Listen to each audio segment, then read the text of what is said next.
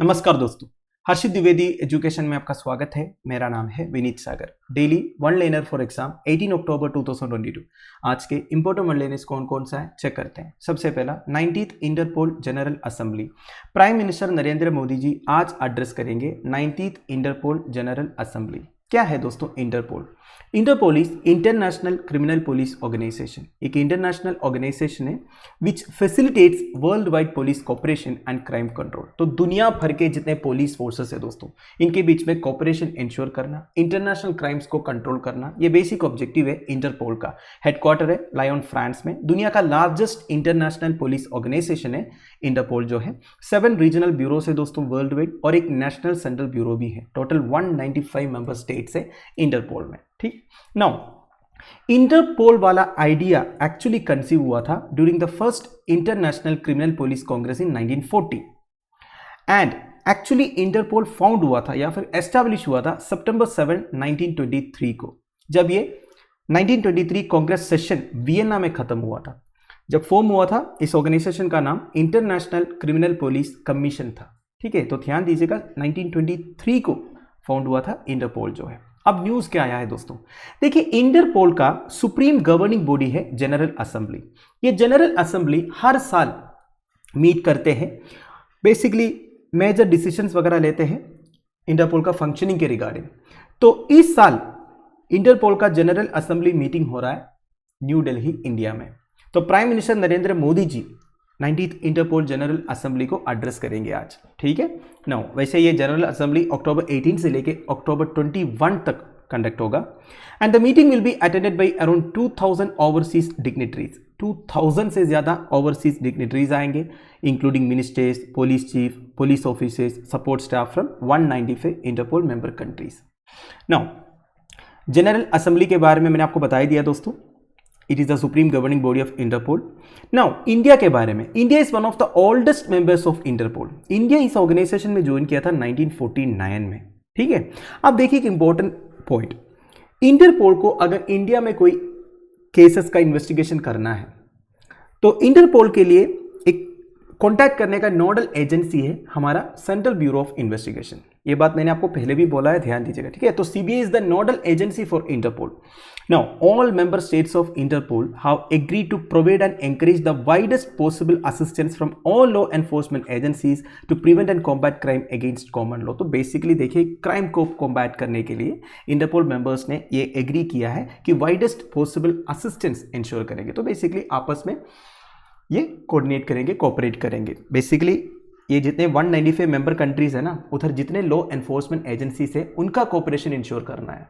ठीक है, international crimes को कॉम्बैट करने में ये काम आएगा। ठीक है, नाउ अगला, India to attract FDI worth $475 billion in 5 years। EYCII का एक रिपोर्ट रिलीज हुआ recently titled vision developed India opportunities and expectations of MNCs. इस रिपोर्ट के हिसाब से अगले 5 साल में इंडिया में $475 बिलियन का फॉरेन डायरेक्ट इन्वेस्टमेंट आने वाला है, क्योंकि आजकल जितने मल्टीनेशनल कंपनीज है इंडिया को as an attractive investment destination देखते हैं दोस्तों। वैसे फॉरेन डायरेक्ट इन्वेस्टमेंट मतलब क्या होता है, वैसे आपको पता होगा, बेसिक डेफिनेशन में आपको बता देता हूं दोस्तों। देखिए, it is an investment in the form of A controlling ownership in A business in one country bye an entity based in other country. एक कंट्री में बेस्ड एक कंपनी या फिर एक एंटिटी दूसरे कंट्री में कोई कंपनी में जाके इन्वेस्ट करते हैं ताकि उन्हें थोड़ा सा उस कंपनी का ओनरशिप भी मिल जाए, उसे फॉरेन डायरेक्ट इन्वेस्टमेंट बोलते हैं दोस्तों। जैसे कि आपको पता होगा माइक्रोसॉफ्ट रिसेंटली बायजूस में इन्वेस्ट किया था, अनअकैडमी में इन्वेस्ट किया था, तो वो सब फॉरेन डायरेक्ट इन्वेस्टमेंट आप बोल सकते हैं, क्योंकि दूसरे कंट्री का एक एंटिटी जाके हमारे देश में एक एंटिटी में इन्वेस्ट कर रहा है, इसे एफडीआई बोलते हैं। और एक होता है एफपीआई, फॉरेन पोर्टफोलियो इन्वेस्टमेंट। ये क्या होता है, बेसिकली जब दूसरे कंट्री का कोई एक इन्वेस्टर हमारे सिक्योरिटीज खरीदते हैं, ठीक है, स्टॉक मार्केट्स में जो इन्वेस्ट करते हैं, शेयर्स खरीदते हैं, उसे फॉरेन पोर्टफोलियो इन्वेस्टमेंट बोलते हैं। फॉरेन डायरेक्ट इन्वेस्टमेंट मतलब डायरेक्टली कोई कंपनी में जब इन्वेस्ट करते हैं, ठीक है, बिजनेस पर्पसेस के लिए। नाउ तो अगले 5 साल में इंडिया में $475 बिलियन का क्या आने वाला है, फॉरेन डायरेक्ट इन्वेस्टमेंट आने वाला है। FDI in India has seen a consistent rise in the last decade। Last decade में अगर देखोगे दोस्तों, इंडिया में बहुत ज्यादा FDI आया है। फाइनेंशियल ईयर 2022 में India witnessed an FDI inflow of $84.8 billion. ठीक है, मतलब ये पैंडेमिक एंड दूसरे जो geopolitical developments such as Russia Ukraine war and all, इसके बावजूद देखोगे दोस्तों इंडिया में $84.8 बिलियन का एफडीआई आया था 2022 फाइनेंशियल ईयर में। ठीक है, now the report also reveals that MNCs expect momentum on faster execution of infrastructure projects, ease of doing business, tax reforms and implementing trade agreements। Basically देखिए, government का जो policies and intervention है ना, ये भी मैटर करते हैं foreign direct investments में। तो आजकल जितने मल्टीनेशनल कंपनीज है वो ये चाहता है कि इंडिया में इंफ्रास्ट्रक्चर प्रोजेक्ट्स का फास्टर एग्जीक्यूशन हो, ईज ऑफ डूइंग बिजनेस हो, टैक्स रिफॉर्म्स हो, और जितने ट्रेड एग्रीमेंट्स वगैरह है ऑलरेडी हमने दूसरे कंट्रीज के साथ डिस्कस करके रखा हुआ है, वो सब जल्दी इंप्लीमेंट हो, तब जाके एमएनसीज का जो ट्रस्ट है वो और बढ़ जाएगा। ठीक है, नाउ और एक डाटा है, top recipients of FDI inflows world wide in the first quarter of 2022। देखिए 2022 का फर्स्ट क्वार्टर में सबसे ज्यादा एफडीआई इनफ्लोस किस कंट्री ने रिसीव किया था? चाइना। कितना? $101 बिलियन। फिर यूनाइटेड स्टेट्स 67 बिलियन, फिर ऑस्ट्रेलिया 59 बिलियन। और एफडीआई आउटफ्लोस कहां से हुआ, मतलब किस कंट्री के एंटिटीज ने दूसरे कंट्री में जाके सबसे ज्यादा इन्वेस्ट किया है? ऑब्वियस बात है, United states of America 114 billion. आपको पता ही होगा दोस्तों, यूएस बेस्ड जितने कंट्रीज है ना, वो दूसरे कंट्रीज में जाके इन्वेस्ट करते हैं। जैसे कि चाइना में कितने फैक्ट्रीज वगैरह खोल के रखा है यूएस बेस्ड कंपनीज ने, है कि नहीं। फिर ऑस्ट्रेलिया ने 80 बिलियन का एफडीआई आउटफ्लो किया है, यूनाइटेड किंगडम ने 58 बिलियन का किया है। अगला है India first all aluminium freight rail rigs. देखिए, Hindalco, Besco wagon and RDSO तीनों ने मिलकर इंडिजिनियसली डेवलप किया है aluminium freight rail rigs. Rail rigs मतलब क्या होता है? ये जो आपको फोटो में दिख रहा है ना दोस्तों, ये है रेल रिग्स।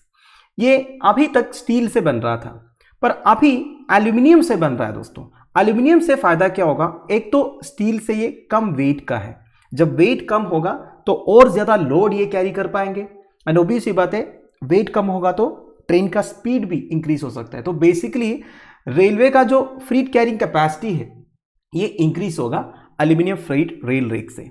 समझ गए? नाउ इसमें मैंने आरडीएसओ के बारे में लिखा हुआ है दोस्तों। आरडीएसओ क्या है? Research design and standards organisation. ये इंडियन रेलवेज के under, basically ministry of railways के अंडर एक रिसर्च एंड डेवलपमेंट ऑर्गेनाइजेशन है, ध्यान दीजिएगा। ठीक है, तो RDSO, Hindalco and Besco wagon ने मिलकर ये डेवलप किया है दोस्तों। Now the aluminium rake is 180 tons lighter than the existing steel rake. Existing steel rake से 180 टन लाइटर है एल्यूमिनियम रिग जो है।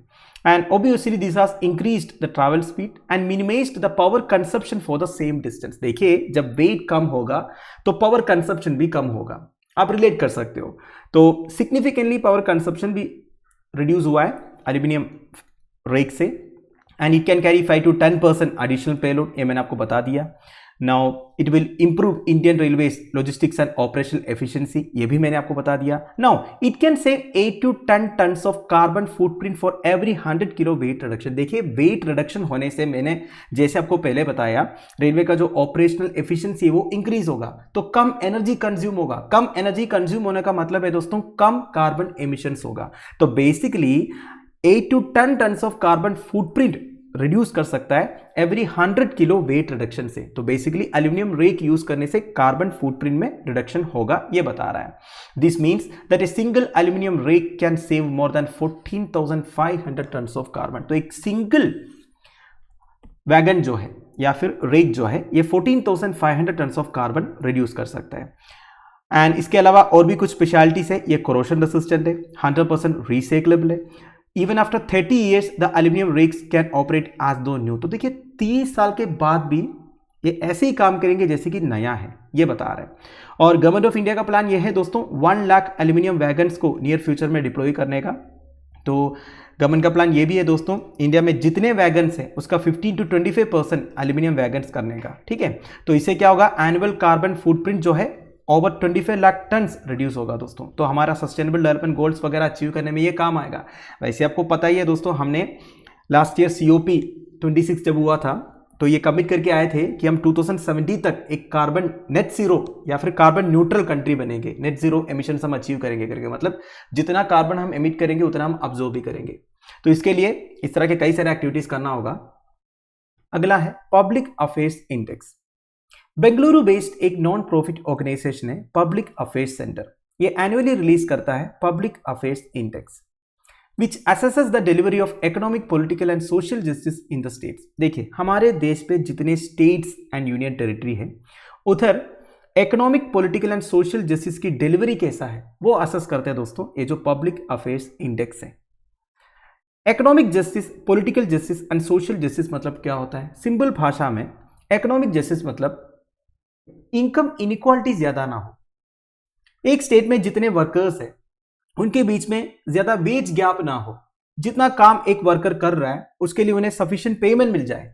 जब ये सब हम अचीव करेंगे उसे आप इकोनॉमिक जस्टिस बोल सकते हैं। दूसरा है पॉलिटिकल जस्टिस। पॉलिटिकल जस्टिस मतलब देखिए, कोई भी स्टेट में जो अथॉरिटी है, गवर्निंग अथॉरिटी है, वो ज्यादा पावर इस्तेमाल ना करे।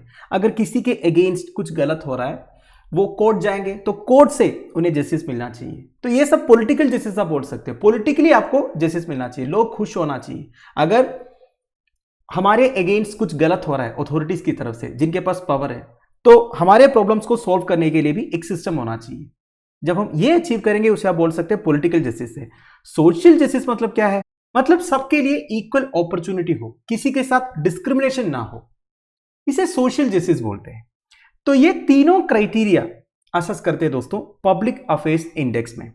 तो हरियाणा को आज the best governed state recognise किया है under the big states category, and Sikkim को आज the best governed state declare किया है under the small states category. ठीक है। नाउ हरियाणा के बाद Tamil Nadu, Kerala, Chhattisgarh, Punjab and Karnataka, Maharashtra, West Bengal and Jharkhand were ranked 16th, 17th and 18th positions in the index. तो देखिए, वर्स्ट परफॉर्मेंस है महाराष्ट्र, वेस्ट बंगाल एंड झारखंड का।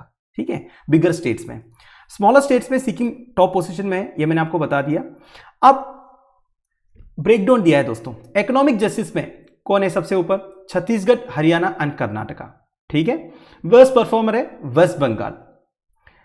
Sikkim top the list of small states providing economic justice, while Uttarakhand score the lowest. Smaller states में Sikkim top है, उत्तराखंड सबसे नीचे है। Political justice की बात किया जाए, तमिलनाडु, केरला एंड मध्य प्रदेश टॉप किया है। स्मॉलर स्टेट्स में Uttarakhand and Goa last position में है। सोशल जस्टिस की बात किया जाए, पंजाब टॉप पोजीशन में है, सेकंड है हरियाणा, थर्ड है केरला। स्मॉलर स्टेट्स में उत्तराखंड टॉप है, नागालैंड लोवेस्ट है। ठीक है। तो ये economic, political and social justice में कौन टॉप आया, कौन नीचे आया, ये आपसे सवाल पूछने का चांस कम है दोस्तों। बस आप यही ध्यान दीजिएगा, टॉप पोजीशन में बिगर स्टेट्स में हरियाणा है, स्मॉलर स्टेट्स में सिक्किम है, और सबसे लोवेस्ट पोजीशन में महाराष्ट्र, वेस्ट बंगाल एंड झारखंड है। ये भी आप ध्यान दीजिएगा। ठीक है। अगला है LEADS report 2022। Recently ministry of commerce and industry release किया है logistics ease across different states, that is LEADS report 2022। इसमें क्या देखा जाता है दोस्तों? बेसिकली एक एक स्टेट का logistic infrastructure, services and human resources से रिलेटेड एक इंडेक्स रेडी करते हैं। All 36 states and union territories को असेस किया गया। इसमें 3 कैटेगरी में स्टेट्स को डिवाइड किया है। वन इज अचीवर्स कैटेगरी, मतलब जिन स्टेट्स ने 90% और मोर स्कोर किया है लॉजिस्टिक्स इंफ्रास्ट्रक्चर से रिलेटेड। और एक कैटेगरी है फास्ट मूवर्स, ये बेसिकली 80 और 90% के बीच में जितने स्टेट्स ने स्कोर किया है। और एक है एस्पिरेट्स कैटेगरी, इसमें वो स्टेट्स एंड यूनियन टेरिटरीज है जो 80% के बिलो स्कोर किया है। तो देखिए 90% और मोर परसेंटेज में आंध्र प्रदेश, आसाम, चंडीगढ़, दिल्ली, हरियाणा, हिमाचल प्रदेश, कर्नाटका, महाराष्ट्र, उड़ीसा, पंजाब, तमिलनाडु, तेलंगाना, उत्तर प्रदेश, उत्तराखंड एंड गुजरात है। ये अचीवर्स कैटेगरी में बेसिकली 90% और मोर। इसमें से महाराष्ट्र टॉप किया है दोस्तों। ठीक है। महाराष्ट्र में सबसे अच्छा लॉजिस्टिक्स इंफ्रास्ट्रक्चर है, सर्विसेस है, ह्यूमन रिसोर्सेस है कंपैरेटिवली। ठीक है।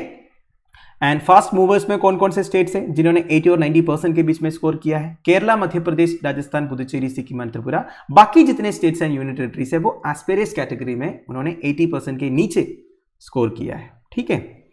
नाउ लीड्स रिपोर्ट बेस्ड है दोस्तों एक इंटरनेशनल रिपोर्ट के ऊपर, वो है लॉजिस्टिक्स परफॉर्मेंस इंडेक्स। ये वर्ल्ड बैंक ग्रुप डेवलप किया था। It is an interactive benchmarking tool created to help countries identify the challenges and opportunities they face in their performance on trade logistics. तो एक एक कंट्री में trade logistics से related, उनके performance से related एक इंडेक्स रिलीज करता है वर्ल्ड बैंक ग्रुप, उसे लॉजिस्टिक परफॉर्मेंस इंडेक्स बोलते हैं। 2018 में लॉजिस्टिक परफॉर्मेंस इंडेक्स में इंडिया का रैंक 44 था। लेटेस्ट डाटा उन्होंने रिलीज नहीं किया है 2022 का, तो यही हमारे लिए इंपॉर्टेंट है। इंडिया का रैंक LPI में 44 था और इंडिया के अंदर स्टेट्स का जो रैंक है वो मैंने आपको बता दिया था। ठीक है, अगला है वर्ल्ड ग्रीन सिटी अवार्ड 2022। देखिए, हैदराबाद के लिए एक बहुत अच्छा अचीवमेंट है दोस्तों। काफ़ी इंपॉर्टेंट सिटीज़ के साथ इन्होंने कॉम्पीट किया और इन्हें वर्ल्ड ग्रीन सिटी अवार्ड 2022 मिला है।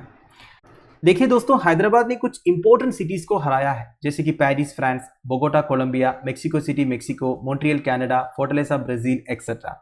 वैसे देखा जाएगा तो ये जो वर्ल्ड ग्रीन सिटी अवार्ड्स है ये 6 कैटेगरीज में दिए जाते हैं दोस्तों। One is living green for biodiversity, second is living green for climate change, third is health and wellbeing, fourth is water, fifth is social cohesion and sixth is economic recovery and inclusive growth. तो एक एक category में cities को select किया जाता है। Basically cities होना चाहिए उन सिटीज में बायोडाइवर्सिटी से रिलेटेड, क्लाइमेट चेंज से रिलेटेड, हेल्थ एंड वेलबींग से रिलेटेड, वाटर से रिलेटेड, सोशल कोहेशन से related, economic recovery, inclusive growth से रिलेटेड क्या क्या किया जा रहा है एडमिनिस्ट्रेशन, तो उस बेसिस पर अवार्ड्स दिया जाता है। इसमें हैदराबाद को टॉप पोजीशन मिला है living green for economic recovery and inclusive growth वाला कैटेगरी में।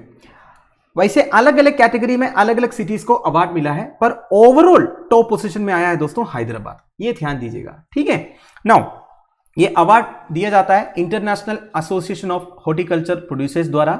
इस बार world green cities award organise हुआ था जेजू, साउथ कोरिया में।